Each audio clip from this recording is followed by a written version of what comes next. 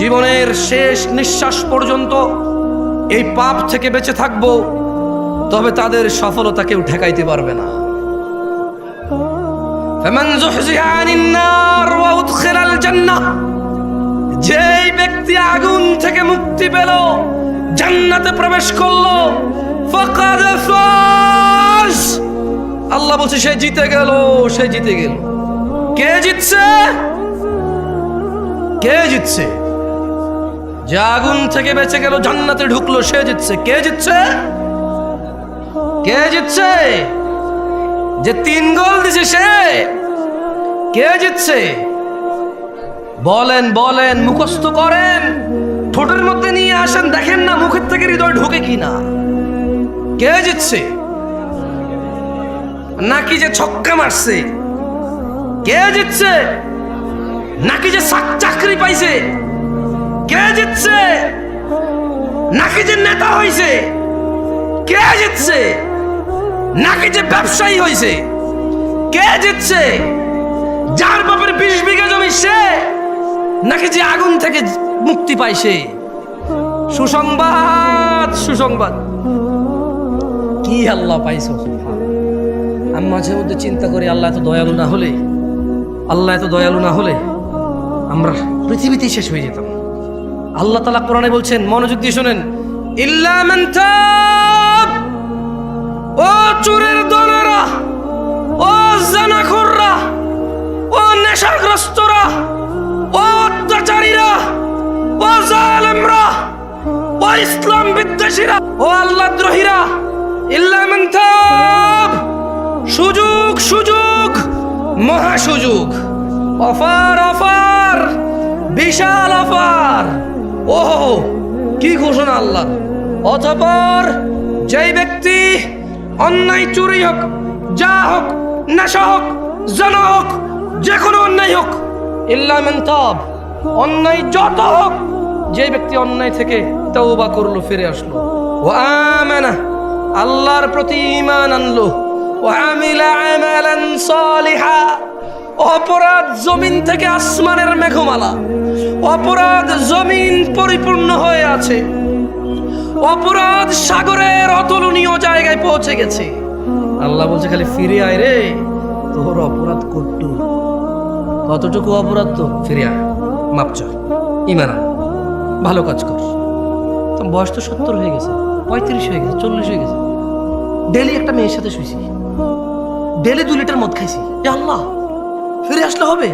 আল্লাহ বলছে, আরে শোন, যদি তুই ফিরে আসস, ঈমান আনস, ভালো কাজ করস, এগুলো তোর গুনাহ পৃথিবী সমান, ফাউলাইকা ইউবাদদিল, আল্লাহ তোর গুনাহ এগুলাকে মাপ তো করবে, সব গুনাহকে, ইউবাদদিলুল্লাহ সাইয়্যাতিহিম হাসানাত, তোর সব গুনাহকে, তোর নেকি নেই, তুই বয়স কম, মরে যাবে কিছুদিন পরে, বা তুই জানিস না 20 বছর বয়সে মরতে পারিস, তোর তো আমল নাই, তোর সব গুনাহকে আমি আল্লাহ নেকিতে পরিবর্তন করে তোর নেকির পাল্লা দিয়ে দেব।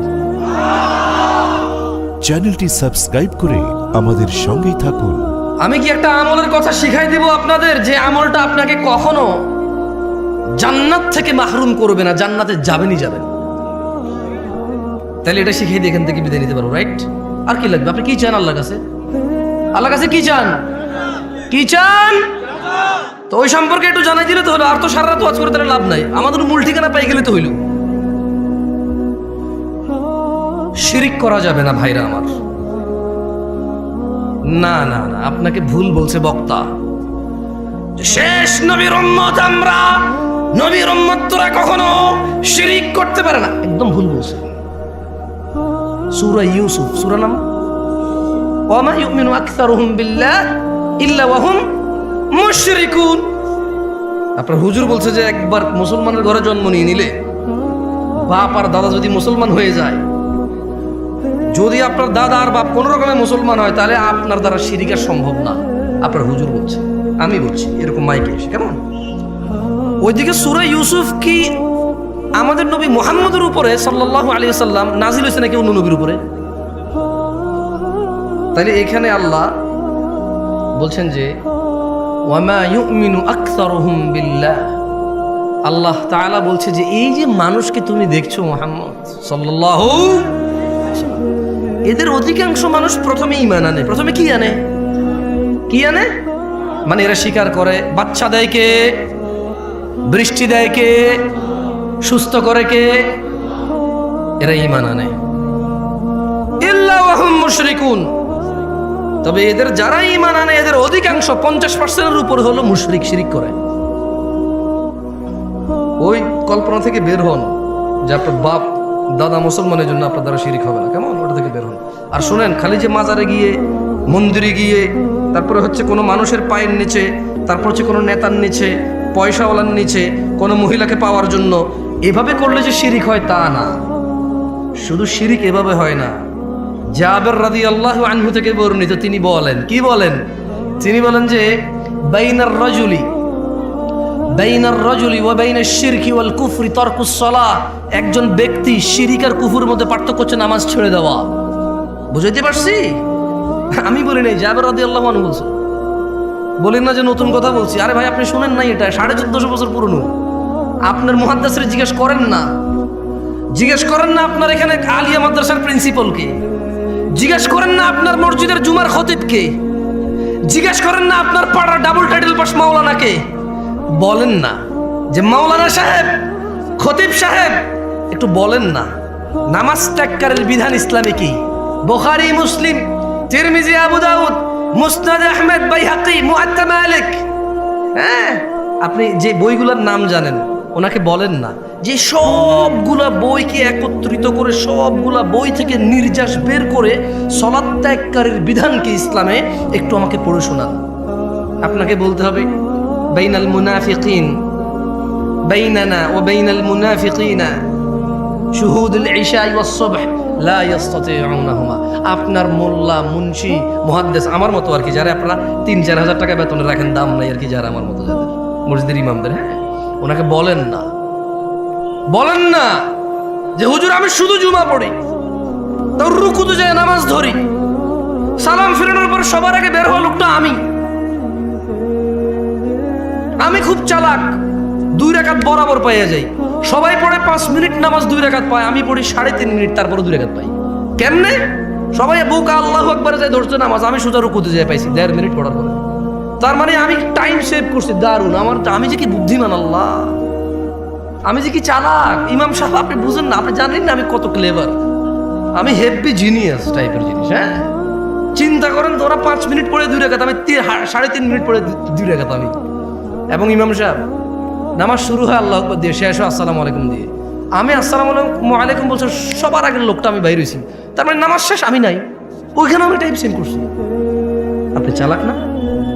এই ছেলে, তুমি চালাক না? তুমি তো এটাই করো। তোমার হুজুরকে বলো না, তুমি যাকে বিশ্বাস করো তাকে বলো না যে ইসলামে হাদিসের যে গ্রন্থগুলো আছে ওখান থেকে একটু বলেন তো, আমি শুধু জুমার 2 রাকাত পড়ি, আর কোনো নামাজ পড়ি না আমি, আর ঈদের নামাজ পড়ি, আর কেউ মারা গেলে আমার, তাও যদি আমার নানি, দাদি, নানা, নানু, খালা, খালু, ফুফা, ফুফি, হ্যাঁ, আত্মীয় স্বজন, চাচা, জ্যাঠা, একেবারে নিকটবর্তী হলে আমি জানাজা অংশগ্রহণ করি। এর বাইরে আমি নামাজ পড়ি না। আমার বিধান কি ইসলামে? শুনেন, আপনার হুজুর থেকে শুনে নিয়েন আপনার আলেম থেকে, শুনে নিয়েন আপনার বিশ্বস্ত মানুষটা থেকে, যাকে আপনি শ্রদ্ধা করেন। আজকে আমাকে নিয়ে আসছেন, আমি বলে দিই, দেখিয়ে এগুলো এসে বলতে হবে। যদি সে আপনাকে আদর করে এইভাবে মাথা বুড়ি বলে যার সমস্যা নেই, ঠিক হয়ে যাবে, তো ওনার ব্যাপার। আর যদি বই থেকে নিয়ে আসে কথা, কোথায় থেকে? বই থেকে নিয়ে আসতে বলবে যে বাইনানা ওয়া বাইনাল মুনাফিকিন শুহুদুল ইশা ওয়াস সুবহ লা ইস্তাতিউনাহুমা। বলতে হবে যে আল্লাহর নবী বলছে আমাদের মুসলমানদের আর মুনাফিকদের মধ্যে পার্থক্য হচ্ছে ফজর আর ইশায় উপস্থিত হওয়া। লা ইস্তাতিউনাহুমা, মুনাফিকরা ফজরে আর ইশায় উপস্থিত হতে পারে না। আল্লাহ নবী মুনাফিক বলছে তাদেরকে। আপনি আজকে শুনছেন এটা? কি বলেন? 1450 বছর পুরনো। এটা আমি বলতে হচ্ছে কেন জানেন? আপনি বলবেন যে দূর থেকে কোন ছেলে আসছে, বাপ দাদা 14 গোষ্ঠী শুনি নাই, ও নতুন কথা কয়। না না, আপনি শুনছেন আজকে, এইটা নতুন কথা না। এটার বয়স 1450 ক্রস করছে। কেমন? মানে আপনার আব্বার আব্বা, তার আব্বার আব্বা, তার আব্বার আব্বা, তার আব্বার আব্বা, তার আব্বার আব্বা, তার আব্বার আব্বা, তাদের সবার আব্বার আব্বার আগে কথা এটা। আপনি বলবেন যে কি কথা বলে, বাপ দাদার জন্মে শুনে নেই। আর দূর, তোমার বাপ দাদার 14 গোষ্ঠীর 14 বার যোগ্য লেয়ার আগের কথা এটা। এত পুরনো কথা তুমি শুনো নাই কখনো, সময় পাও নাই শুনতে। এটা বলতে হবে। আরেকটা কি বলবে? আরেকটা বলতে হবে যে যে বাইনাল আবদি ওয়া বাইনাল কুফরি তারকুস সালাহ, কাফের আর মুমিনের মধ্যে পার্থক্য হচ্ছে নামাজ ছেড়ে দেওয়া। এটা বলবে উনি, যদি উনি বই থেকে বলতে হয়। কেমন 90% মুসলমানের দেশ, বলো মারহাবা, বলো হ্যাঁ, বলতে থাকো।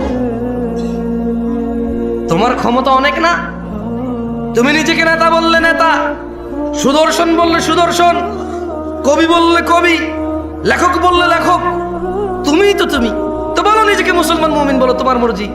কিন্তু মনে রাখবা, ইয়াউমা লা তামলিকু নাফসুন লিনাফসিন শাইআ ওয়াল আমরু ইয়াউমাইযিল লিল্লাহ। ওই দিনকে ভয় করো যেদিন কোনো মানুষের কোনো ক্ষমতা কোনো কাজে আসবে না, একচ্ছত্র মালিকানা সিদ্ধান্ত নেওয়ার ক্ষমতা থাকবে কার? ওই দিনকে ভয় করো। ওই দিন মুসলমান বললে মুসলমান হওয়া যাবে না। আল্লাহর নবী বলে গেছে যে নামাজ ত্যাগ করে সে কুফরি করে। এখন বলবো জামশেদ মজুমদার এসে ফতোয়া দিয়েছে নামাজ ছাড়লে কাফের। আমি কখন বললাম রে ভাই? জাবের রাদিয়াল্লাহু আনহু বলছে আল্লাহর নবী বলছে যে নামাজ ছাড়ে সে কাফের। যে নিয়মিত নামাজ ছেড়ে দেয়, যে নামাজকে পরিত্যাগ করেছে, যে নামাজকে ছেড়ে দিয়েছে, যে নামাজকে নামাজের সাথে কোনো সম্পর্ক রাখলো না, নিজের সম্প্রীতি রাখলো না, কিছু রাখলো না, যে শরমে নামাজ পড়ে, জুমা না পড়লে মানসি কি করবে? আরে বেটা ভাই আমার, জুমা আর জোহর দুইটাই ফরজ। কেমন জুমার দিনের যে 2 রাকাত জুমা আর শনিবারের যে 4 রাকাত জোহর দুইটাই ফরজ। কেমন আল্লাহ আমাদেরকে বোঝার তৌফিক দান করুন। তো আপনাদেরকে এমন একটা তথ্য, ও আর একটা ওই যে বললাম বাইনার রাজুলি ওয়া বাইনাশ শিরকি ওয়াল কুফরি তারকুস সালাহ। নিশ্চয়ই বান্দা মুশরিক কাফেরের মধ্যে পার্থক্য হচ্ছে নামাজ ত্যাগ করা। বহু দূর থেকে আসছি, এই পুরো কাউনিয়ার সবাই যদি জান্নাতে চলে যায়, যদি আমি না যেতে পারি, এতে আমার কোনো সফলতা নাই। এই পুরো কাউনিয়ার সবাই যদি জাহান্নামের নিম্ন স্তরে চলে যায়, যদি আমি মুক্তি পেয়ে যাই, এতে আমার কোনো লস নাই। তাই এমন একটা ইবাদতের কথা, এমন একটা দুষ্কৃতির কথা, এমন একটা পাপের কথা বলে যেতে চাই, যেই পাপকে পরোয়া করলে এই রাজাঘাটের মানুষের জান্নাত হবেই হবে। আমি বলিনি, আল্লাহ বলেছে। যদি রাজাঘাটের নারী ও পুরুষরা, যদি রাজাঘাটের ধনী ও দরিদ্ররা, যদি রাজাঘাটের যুবক ও বৃদ্ধরা, সুস্থ অসুস্থরা যদি সিদ্ধান্ত নেয় এই পাপ সম্পর্কে আমরা সতর্ক হব, জীবনের শেষ নিঃশ্বাস পর্যন্ত এই পাপ থেকে বেঁচে থাকব, তবে তাদের সফলতা কেউ ঠেকাইতে পারবে না। ফামান যুহজিহা আনিন নার ওয়া উদখিলাল জান্নাহ, যেই ব্যক্তি আগুন থেকে মুক্তি পেল, জান্নাতে প্রবেশ করলো, ফাকাদ ফাজ, আল্লাহ বলছে সে জিতে গেল, সে জিতে গেল। কে জিতছে? কে জিতছে? যে আগুন থেকে বেঁচে গেল, জান্নাতে ঢুকলো, সে জিতছে। কে জিতছে? কে জিতছে?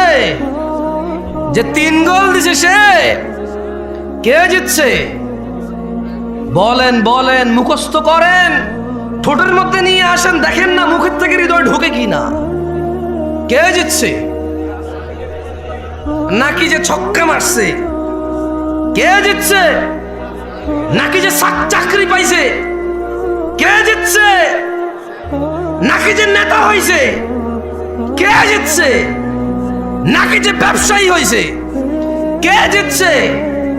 যার বাপের 20 বিঘা জমি সে, নাকি যে আগুন থেকে মুক্তি পাইছে? সফলতা আল্লাহর কাছে জান্নাত ছাড়া আর কিচ্ছু না। এই পৃথিবীতে এমন কিছু নেই যেটা পেলে আল্লাহ মানুষকে সফল বলেছে। আল্লাহ বলেছে যে আগুন থেকে রেহাই পেল, জান্নাতে প্রবেশ করলো, ফাকাদে ফাজ, সে জিতে গেল।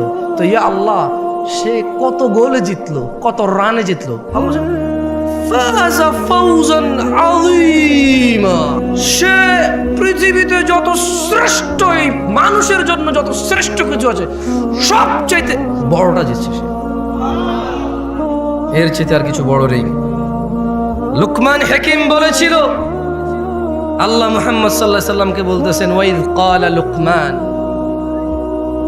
আল্লাহ বলল যে আর স্মরণ করুন যখন লুকমান বলেছিল তার পুত্রকে, ইয়া বুনাই ওয়া হুয়া ইয়ালি ইবনি, তার পুত্রকে যখন সে বলেছিল ওয়া হুয়া ইয়াইদুহু, ওয়াজ করতেছিল। কি করতেছিল? কি করতেছিল? আমি কি করতেছি এখানে আজকে? গত বছর এখানে কি হয়েছে? এর আগের বছর যত হুজুর আসে কি করে এখানে? যত শ্রোতা আছে কি শুনে এখানে? ওয়াজ শুনে। লুকমান হাকিম তার ছেলেকে ওয়াজ করছে। এদেশের বাপেরা হুজুর নিয়ে এসে ছেলেকে ওয়াজ শোনায়, নিজেরা ওয়াজ করে না।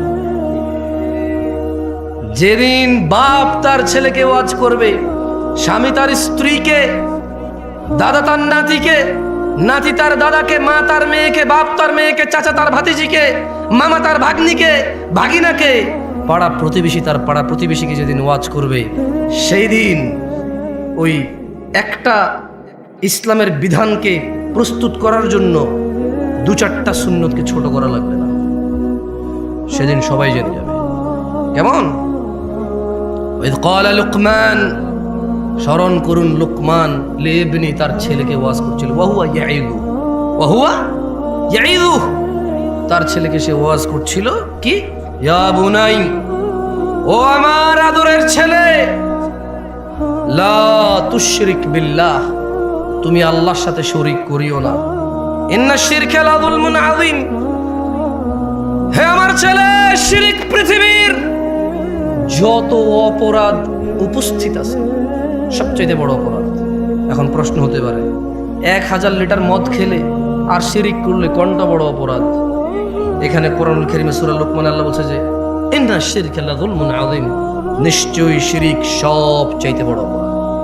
প্রশ্ন আসতে পারে, এদেশের নেতারা কয়েক হাজার কোটি টাকা দুর্নীতি করে নিয়ে চলে গেছে, এটা হিসেব হবে? মানুষের টাকা, কার টাকা? মানুষের টাকা, হিসেব আল্লাহ মাফ করবে না। যার টাকা মারছে তারা মাফ করবে, তারা যদি তারা মাফ না করে তাহলে তাদেরকে নেকি দিয়ে দিতে হবে। যদি ওই লোকের কাছে, নেতার কাছে আর নেকি নেই, তবে এই দেশের নেতাদের কাছে বহু নেকি আছে। বলেন তো কেন? এই মসজিদ মাদ্রাসার লোকেরা নেতার কাছে যায় 2 লাখ টাকার জন্য দাঁড়ায় থাকে। ওর বাপ কি করতে রে, তুই যে 2 লাখ টাকার জন্য গেলি, ও কোত্থেকে টাকা আনবে? এই ওর বাপ কি করতো আমি চিনি না, ওর বাপের ও নিজে কি করতো? এই মসজিদে 1 লাখ, ওই মাদ্রাসায় 2 লাখ, ওই স্কুলে 5 লাখ, ওই এতিমখানা মেয়ের বিয়েতে 10 লাখ আনে কোত্থেকে রে টাকা? ওর বাপের কয় বিঘা জমি ছিল রে? ও কি ব্যবসা করে? কত ব্যবসার নাম?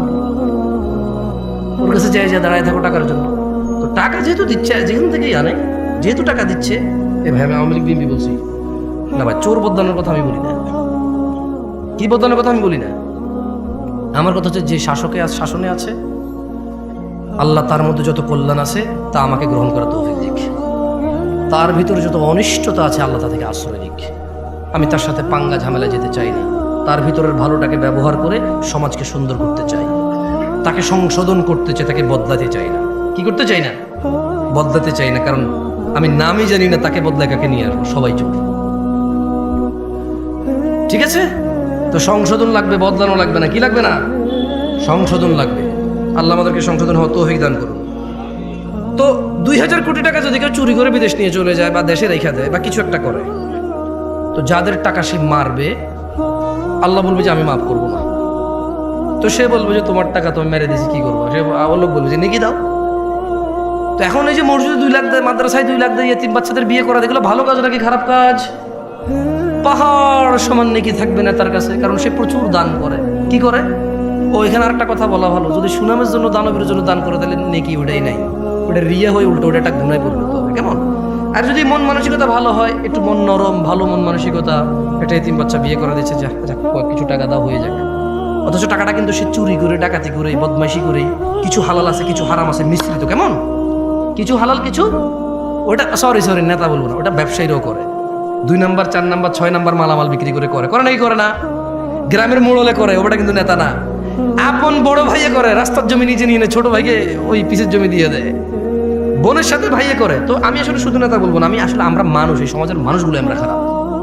ভাই হিসাবে ভাইয়ের সাথে খারাপ, ভাই হিসাবে বোনের সাথে খারাপ, ছেলে হিসাবে বাপের সাথে খারাপ, নেতা হিসেবে সমাজবাসীর সাথে খারাপ, ব্যবসা হিসেবে কাস্টমারের সাথে খারাপ, স্বামী হিসেবে স্ত্রীর সাথে খারাপ, বাপ হিসেবে ছেলের সাথে খারাপ। এটা হচ্ছে আমাদের স্বভাব, বুঝে আসছে? তো আসলে কোনো একটা লোককে এইভাবে দোষ, মানে নেতা হয়েছে এই জন্য দোষ, এটা না। আসলে আমাদের স্বভাবগত যাতে এই দেশের মানুষের আমরাই খারাপ, বুঝে আসছে না আসলে আপনার? তো এখন ইন্না শিরকা লাযুলমুন আযীম, লোকমান বলছে যে ছেলে তুমি আল্লাহর সাথে শিরিক করিও না। কেন? বলো যে শিরিক সবচেয়ে পৃথিবীর বড় অপরাধ।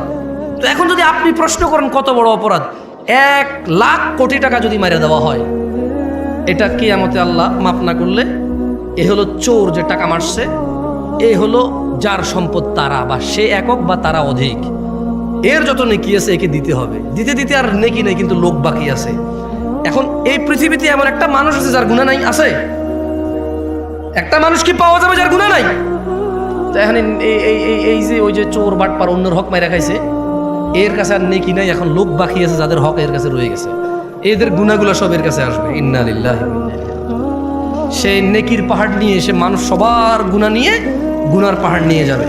এবারে আসেন, এরপরে কি হবে? এর সমস্ত নেকি শেষ, সব মানুষের গুনাহ এর কাছে চলে আসছে, এইবার কি হবে ওর? এটা প্রশ্ন থাকতে পারে না? ধরে নেন ওর শিরিক করে নাই, কি করে নাই? কি করে নাই? আল্লাহ বলছে যে ইয়াগফিরু লিমান ইয়াশা, যাকে খুশি মাফ করে দেবে। বুঝে দিবেন নাই কি বলছে আল্লাহ? আরে ভাই, চোরদেরকে উৎসাহিত করতেছি না, ভুল বুঝিয়েন না আপনারা। অধিকাংশ চোরই মুশরিক বেনামাজি, অধিকাংশ চোর মুশরিক বেনামাজি, অধিকাংশ চোর ডাকাত আল্লাহকে অস্বীকার করে। আচ্ছা, একটা কথা বলি আপনাকে, মাশাআল্লাহ আপনার ঠান্ডা চুপ আছে, একটু মনোযোগ দিয়ে শোনেন। জেনা করা কি? ন্যাংটা থাকা কি? ন্যাংটা থাকা কি? আরে আমি নাস্তা আমরা জোর করব। ন্যাংটা থাকা কি? গুনাহ। গুনাই তো, হারাম তো গুনাই। শরম না? শরম না? শুকর খাওয়া কি? আচ্ছা, কালকে বাংলাদেশের বইতে লেখা হলো, আমি ওয়াল্লাহি, আল্লাহ সাক্ষী, আল্লাহ সাক্ষী, কসমে বিল্লাহি তাআলা, আল্লাহকে সাক্ষী রেখে বলছি, আমি বর্তমান যে সরকার বা এর আগের সরকার বা পরে কি আসবে আমি এত নন অফ কনসার্ন না। ধরেন নিজের শিক্ষা নীতিমালা হয়, অনেক কিছু বইতে আসতেছে, যেমন এই দেশের সায়েন্স আর্টসের অনেক বইতে লেখা আছে সব ধর্ম ম্যান মেড, মানুষের বানানো ধর্ম, কেমন লেখা আছে বইতে। আপনি কি করবেন? কি করবেন আপনি? টিচার পড়াবে না? এটা পড়াবে, ছাত্ররা পড়বে। ধরেন কালকে বইতে লিখলো, বছরে একটা দিন আমরা নির্ধারণ করব, ওই দিনের নাম দিব আমরা দুঃখ ভোলা দিবস। কি ভোলা দিবস দিব? আরে ভাই, যারা মাতাল তারা সবাই কয় কেন খায়? কয় দুঃখ ভোলার জন্য খায়। বুঝতে পারছি না পারি নাই? এটা সিগারেট খোর পর্যন্ত সিগারেট খায় দুঃখ ভোলার জন্য। কি বলার জন্য? দুঃখ ভোলার জন্য।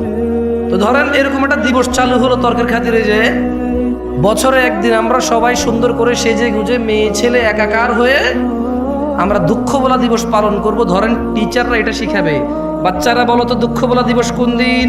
আমরা বললাম অমুক দিন। এরপর আমরা সবাই আইলাম, বাপের থেকে 2, 4, 500, 1000 যেই টাকা বিয়ার পাওয়া যাবে, মদ পাওয়া যায়, সবাই 1 বোতল 2 বোতল করে নিয়ে আইলাম।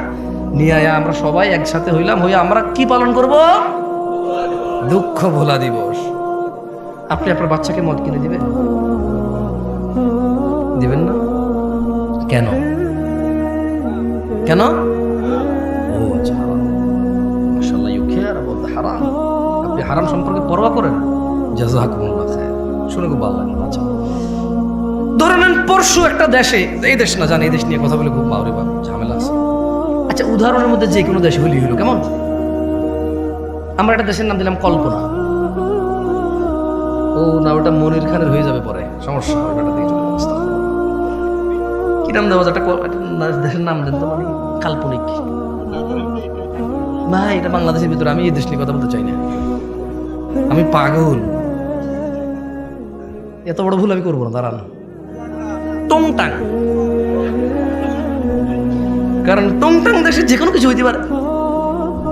যে দেশের নাম টংটাং, সেই দেশে যে কোনো কিছু হইতে পারে।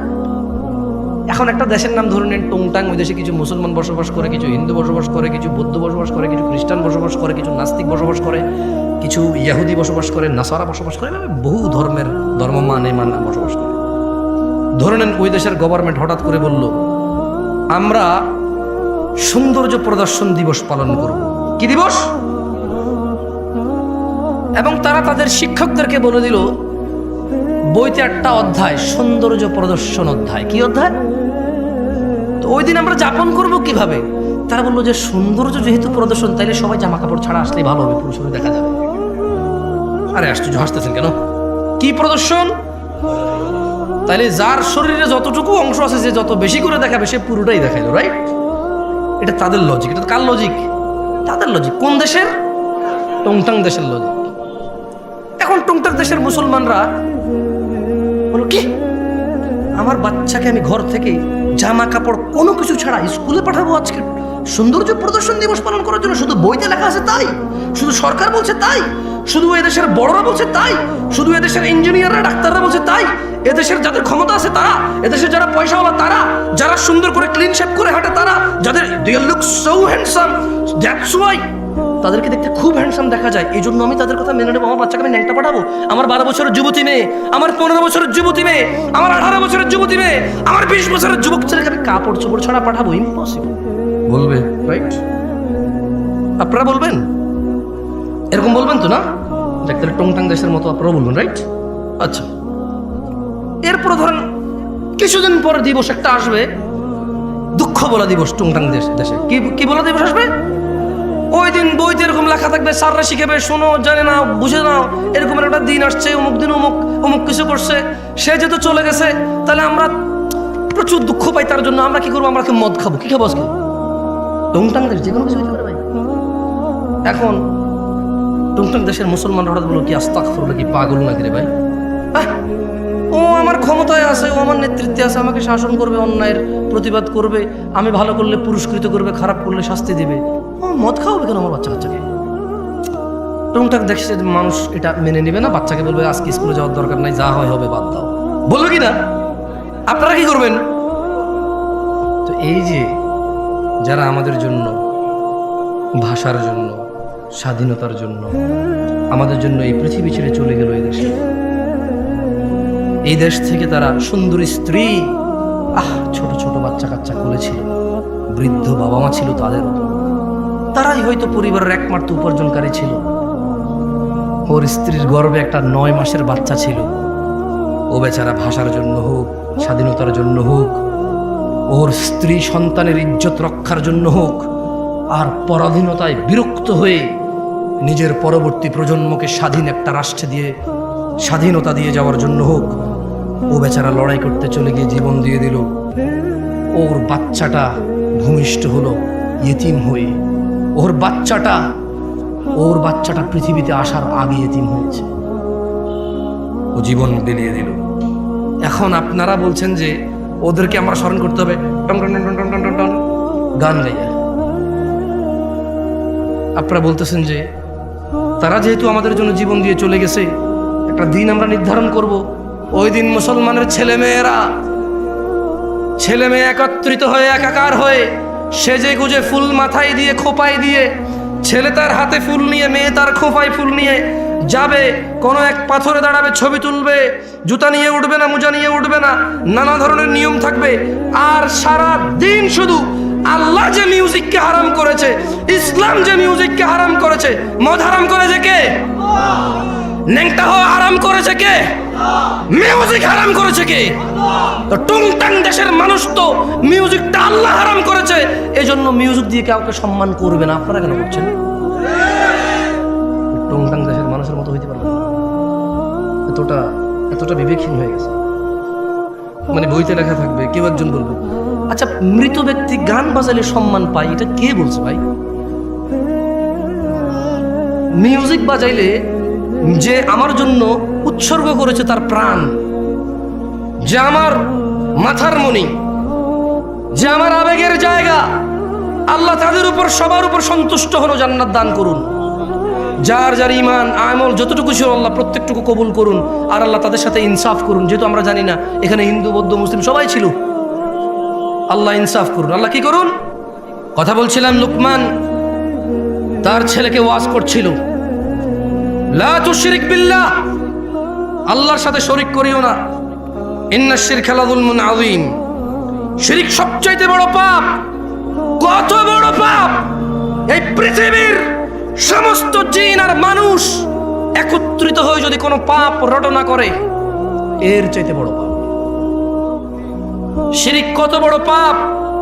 ছোট্ট একটা উদাহরণ দিয়ে, যদিও এই উদাহরণ কিচ্ছু না, ওয়াল্লাহি এই উদাহরণ একেবারেই মিলবে না, তবুও দিচ্ছি। একটা লোক পুরুষ, একটা লোক মহিলা, এই পুরুষ এই মহিলাকে বিয়ে করেছে, বুঝে আসছে? এখন তারা স্বামী স্ত্রী। এখন এ মহিলা জোরে জোরে কথা বলে, পুরুষ তাকে বলে যে তোর এত জোরে কথা বলে আমার ভালো লাগে না রে। মহিলা তাও জোরে কথা বলে, পুরুষ বিরক্ত বলে যে কোন পাপ করছে জীবনে, বিপদ গলায় করছে। বাট মহিলাকে ঘর থেকে বের করে না, কি করে না, গায়ে হাত দেয় না, বিরক্ত হয়। ওর বউ পান খায়, বললো যে তুই এত অল্প বয়সে পান খাওয়া শুরু করে দিলি, এমনি এমনি চা বাঁচতে আরে আমার বিচ্ছিরি লাগে দেখতে আমার। কিন্তু বউকেও তালাক দেয় না, বাপের বাড়ি পাঠায় না, গায়ে হাত তোলে না, ওর জন্য জামা কিনে, কাপড় কিনে, ওর জন্য সুন্দর সুন্দর চুড়ি কিনে, লিপস্টিক কিনে, আলতা কিনে। ওর বউটা ওর মায়ের সাথে বিয়াদবি করে, কি সুন্দর করে বোঝায়, তুই তো মা হইছিস, আমাদের তো বাচ্চা কাচ্চা আছে, আমার মাটা বাপের একমাত্র পোলা আমি, আমার তো দুইটা ভাই নাই যে আমি যদি খেয়াল